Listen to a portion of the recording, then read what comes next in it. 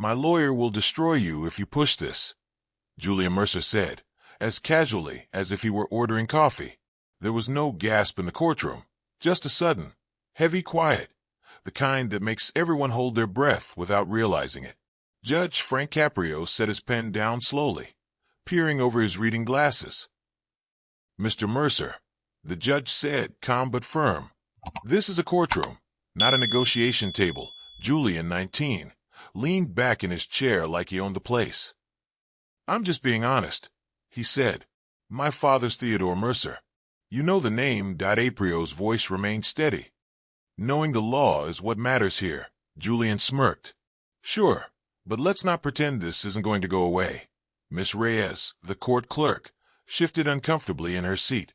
Officer D'Angelo, standing at the back, straightened. The judge watched Julian silently for a moment before picking up his pen again. Tell us where you're watching from if you think moments like this are important, he said quietly. A text flashed on Julian's phone. Judge won't last 10 minutes, once Dad calls. This is ridiculous, Miss Reyes said, standing to read from the docket. Case number 20027 TR 99214, State versus Julian Mercer.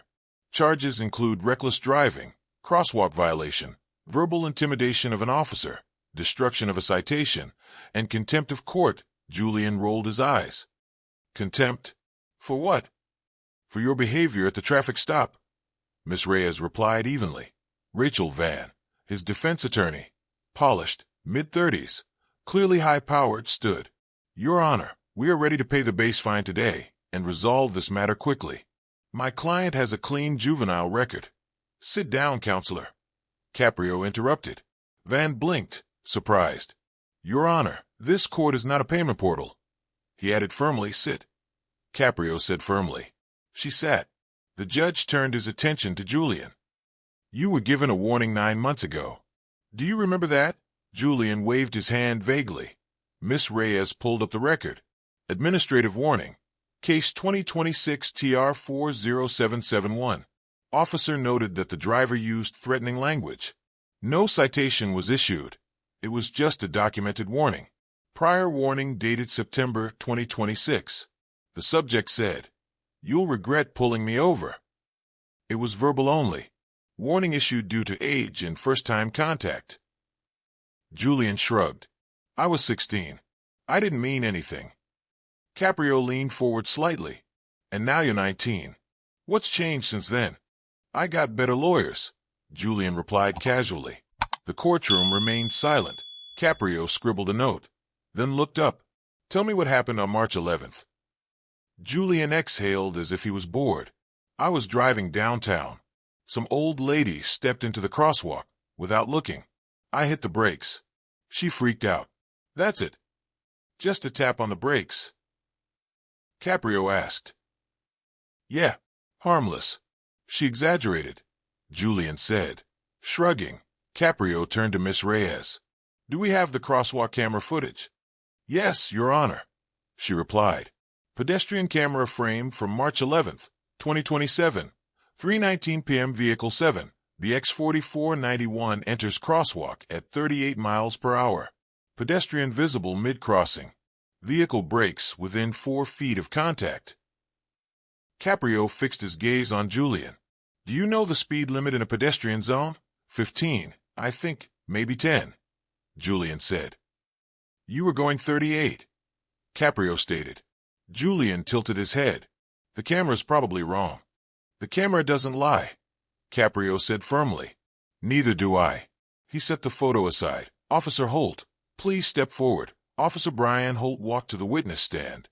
Calm in his 40s, hands folded. He had seen enough in his career not to react to courtroom drama. Tell us what you observed, Caprio said. Holt nodded. I was monitoring the intersection of Broad and Way Bassett. At 3:19 p.m., I saw the defendant's vehicle enter a marked crosswalk at high speed.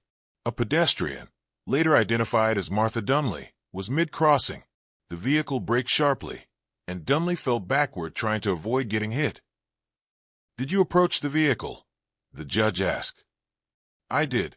I activated my lights and pulled the defendant over about half a block north, Holt replied. What happened then? Caprio asked. Holt glanced down at his notes. I asked for license and registration.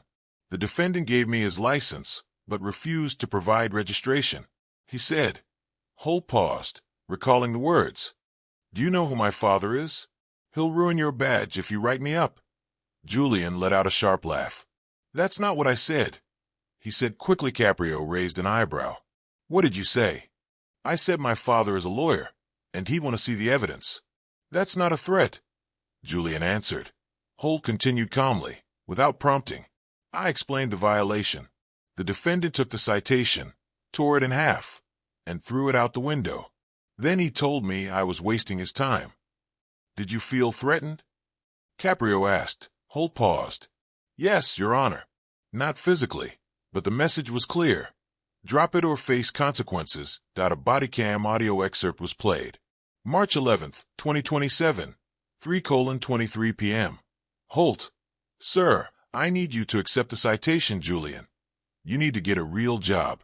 My father bills more in an hour than you make in a month. Holt.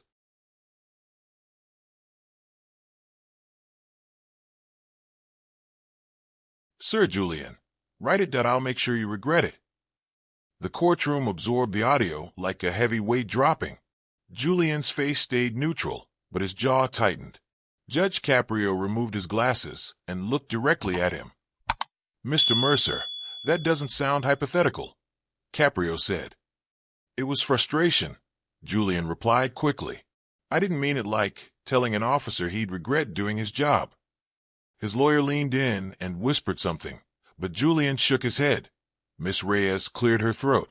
Your Honor, we also have a call log. Go ahead, Caprio said. She pulled it up on the monitor. 3 calls were made to the clerk's office within 40 minutes of the traffic stop. 2 from Mercer Law Group, and 1 voicemail left by a paralegal. Caprio nodded. Play the voicemail. He voicemail played. March 11th, 2027, 4:42 p.m.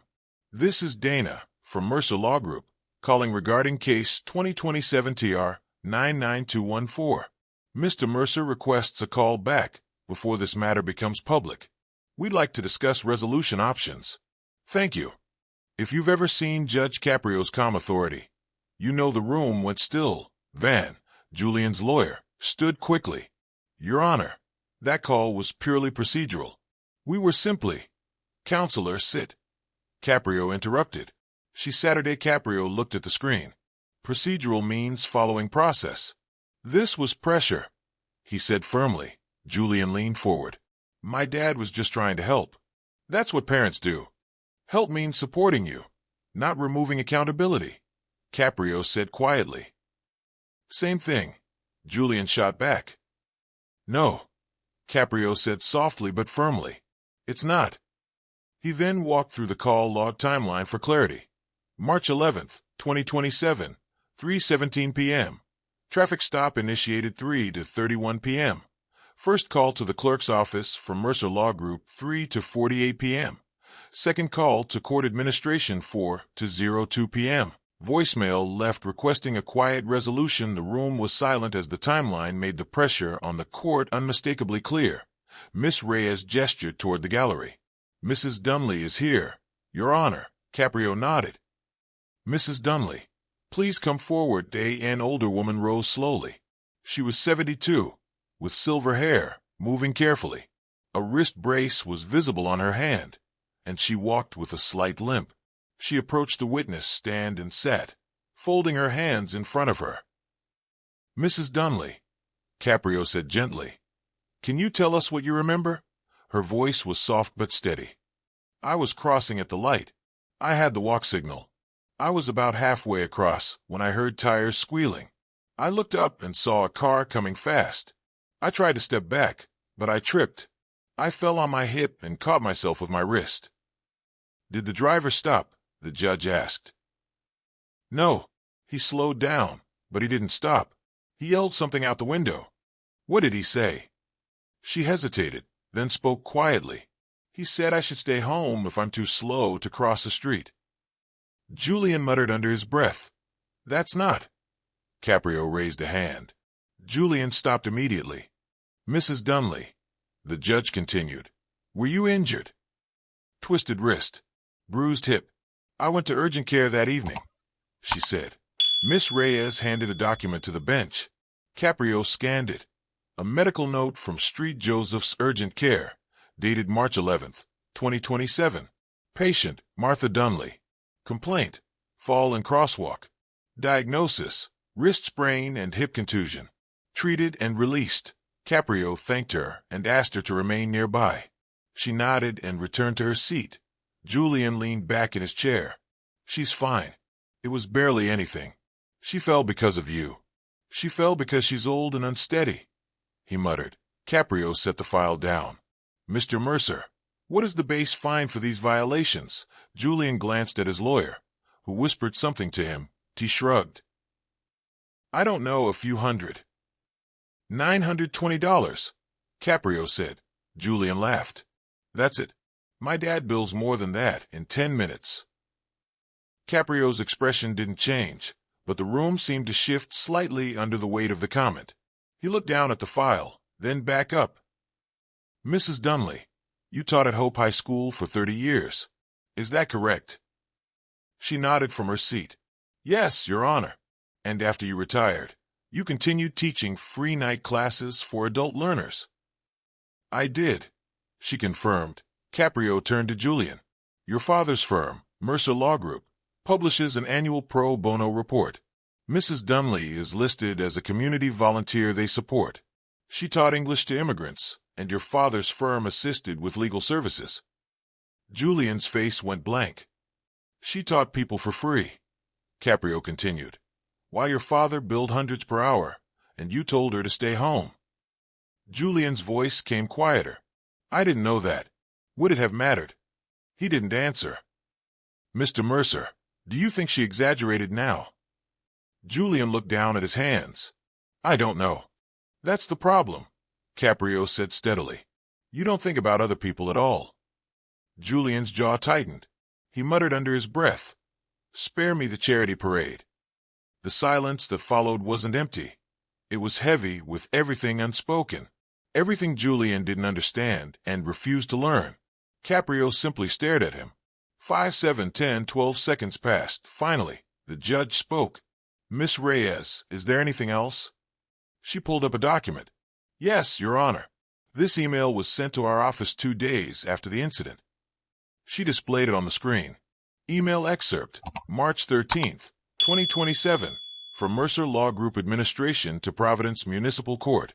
Subject, Case 2027-TR99214. The email on the screen read, Resolution Request. We respectfully recommend a quiet resolution given the family civic involvement. A favorable outcome serves mutual interests. Caprio read it twice, then set it aside. Mr. Mercer, he said, looking directly at Julian. Your father tried to make this disappear. Did you ask him to? Julian shifted in his chair. No, he just did it. Why? Because he thought it was stupid, a waste of time. And you agreed. Yeah, I still do. Julian said casually. Caprio leaned forward. Here's what I find. You drove recklessly in a pedestrian zone. You nearly struck a 72-year-old woman. You threatened an officer. You destroyed a legal citation. And then your family tried to use influence to erase it. He paused, letting the words sink in. You think power protects you? It doesn't. It just makes your mistakes more visible. Julian's lawyer stood. Your Honor, my client is young. Counselor, your client is an adult. Sit, Caprio said firmly. She's Saturday. The base fine is $920, Caprio continued. But I'm not interested in your money. I'm interested in whether you can learn. Learn what? Julian asked. That threatening people is not strength. That wealth is not authority. That every person in this city, Mrs. Dunley, Officer Holt, the clerk, the bailiff, matters as much as you do. Julian said nothing. So here's the sentence. Caprio said. You'll pay the base fine, but half of it will be suspended pending completion of a restorative program. You'll write formal apologies to Officer Holt and Mrs. Dunley, and you'll complete 140 hours of community service with the Pedestrian Safety Department You'll produce 2 public service announcements focused on school safety. You'll take an anger management course. And you'll submit a 900-word reflection on accountability. Caprio said firmly. Julian stared. You're joking. I'm not. Caprio replied calmly. You have 10 weeks. Complete it, and half of the fine is waived. Fail to complete it, and the full amount applies, along with penalties for noncompliance. This is insane, Julian muttered. This is consequences, Caprio said evenly. Power without humility collapses when it meets the truth. You're about to learn that. He turned to Miss Reyes. This court is also adopting new protocols. Any attempt to intimidate court officers triggers an automatic escalation. Youth drivers involved in pedestrian incidents will receive a mandatory safety review. And any external contact regarding active cases must be logged publicly. This starts today.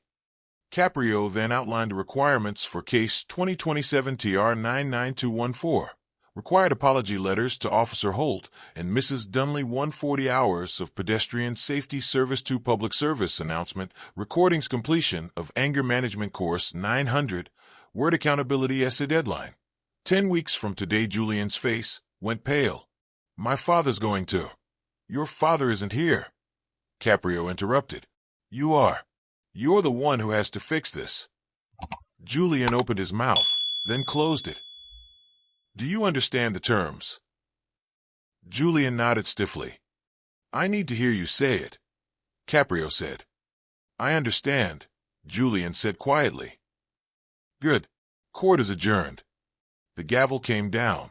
During the first week, Julian submitted his apology letter to Officer Holt. It was 2 sentences long and ended with, I hope this resolves the matter. Miss Reyes sent it back the same day with a note for revision. An apology is meant to acknowledge harm. Julian's first attempt was short, almost dismissive. Miss Reyes rejected it. His second try was longer, but worse. It included the phrase, if I made you uncomfortable. And that was rejected too. Why the third draft? Julian had rewritten the letter 8 times. Finally, he handed in something honest. I threatened you because I was used to getting my way. That was wrong. You were doing your job, and I tried to intimidate you into stopping. I'm sorry. Miss Reyes approved it. The community service was harder. Julian showed up at the pedestrian safety office on a rainy Tuesday morning. The coordinator, Mr. Ortiz, handed him a reflective vest and a clipboard. You'll be working crosswalk assistance, Ortiz said. Morning and evening rush. Stay visible. Help people who need it. Don't talk unless they talk first. The first 3 days were monotonous.